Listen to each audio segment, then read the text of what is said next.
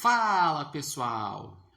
Ontem o Grêmio venceu por 3-1 do Juventude em casa, uma importante vitória para se distanciar do C4, 8 pontos de distância, e também para se aproximar do G8. O Grêmio no momento está só 3 pontos do oitavo colocado, que é o Vasco da Gama. E o Grêmio nessa reta final de campeonato, que são 4 jogos em casa e 4 jogos fora de casa, o tricolor tem confrontos diretos. Enfrenta o Vasco da Gama em casa, o Fluminense em casa, o Corinthians fora de casa. Claro, o Grêmio também tem uns confrontos que são bem difíceis, como é o caso de enfrentar o Palmeiras em casa e o Cruzeiro em casa, times que brigam pelo título. E ainda tem um jogo fora de casa que é bem complicado contra o Botafogo. Mas, pelo crescimento do Grêmio no segundo turno, dá para dizer sim que o Grêmio está nessa briga por G8. O Grêmio fez 18 pontos em 11 jogos no retorno, que é um aproveitamento próximo de G6. O grande problema do Grêmio é a questão de que o tricolor só fez 21 pontos no primeiro turno, que era um aproveitamento de quase de zona de rebaixamento. E os jogadores, as contratações, vieram mais no segundo turno. Foi no segundo turno que chegou Carlos Vinícius, Noriega, Marcos Rocha, Arthur, Balbuena, William. E ainda sem falar que o Balbuena jogou poucos jogos e se machucou, o William jogou poucos jogos e se machucou, o Marcos Rocha teve alguns jogos que ficou fora e por enquanto está fora devido a estar machucado.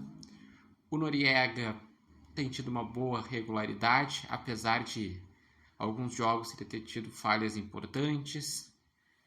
O Grêmio é um time que está mais sólido, joga em transição, o Edenilson se encaixou nesse esquema, o Arthur é quem dita o ritmo do meio de campo com os passes certos, controlando as jogadas do meio de campo.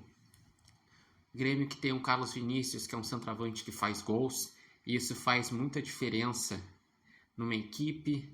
Tem o Alisson e o Amuzu, são pontas velozes que estão contribuindo bastante. O Grêmio, que defensivamente, numa regularidade, tem tomado menos gols. Se a gente for pegar os últimos jogos, a exceção foi o jogo da última rodada, que o Grêmio perdeu por 4-0, com uma atuação muito ruim e sendo muito questionado. Que de resto, se a gente for parar para pensar, o Grêmio tem o clássico Grenal, que ele vence indo melhor. Um jogo contra o Botafogo, que ele joga de igual para igual no jogo atrasado. Teve o jogo contra o Vitória, que ele sofreu, mas ele garantiu os seus pontos. Esse jogo contra o Juventude ele foi dominante. Contra o Santos ele não fez um mau jogo, só que ele acabou tomando gol nos últimos minutos. Contra o Bragantino teve a questão da arbitragem. Contra o São Paulo fez o seu melhor jogo. Então o Grêmio, numa regularidade, vem jogando melhor. Então por isso que dá para pensar num Grêmio brigando por G8.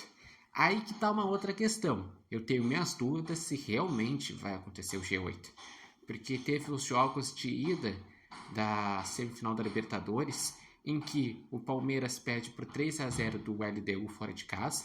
Então é bem difícil de reverter, mas claro, pode reverter. Tem o Abel Ferreira, o Palmeiras tem sido uma equipe muito forte na Libertadores. E o Flamengo venceu só por 1-0 em casa e vai enfrentar o Racing no El Cilindro. Também é bem difícil. Eu não ficaria surpreso se nenhum dos dois fossem para a final. E a expectativa é que os dois fizessem a final, ou pelo menos um deles, e que um brasileiro ganhasse o título. Mas eu não tenho essa certeza. Além disso, na Copa do Brasil, é bem parelho. Para abrir G8, teria que ganhar o Cruzeiro. O Cruzeiro eu aponto como favorito, mas dá para cravar tendo um Corinthians que tem sido forte nas Copas e tem um Dorival que se acostumou a ir bem na Copa do Brasil, que ganhou título com Flamengo com São Paulo, lá atrás com Santos, que tem um Fluminense que, apesar de não viver um bom momento, é um time matreiro, ou o Vasco, que está num bom momento com o Diniz. Então não dá para cravar um G8. Mas cabe ao Grêmio tentar pelo menos terminar nas primeiras colocações para ver o que acontece. E vocês, o que acharam do jogo? Acreditam que o Grêmio consegue realmente brigar por G8? Consegue uma vaga na Libertadores? Ou o simples fato de terminar o ano com maior tranquilidade já é um alívio para o torcedor e já traz mais esperança pensando no ano que vem? Deixem aqui nos comentários, lembrando que esse vídeo tem oferecimento de Barbearia Independência e vocês podem acompanhar o Repórter Matheus Wolff no TikTok, no Instagram e no canal do YouTube Repórter Matheus Wolff.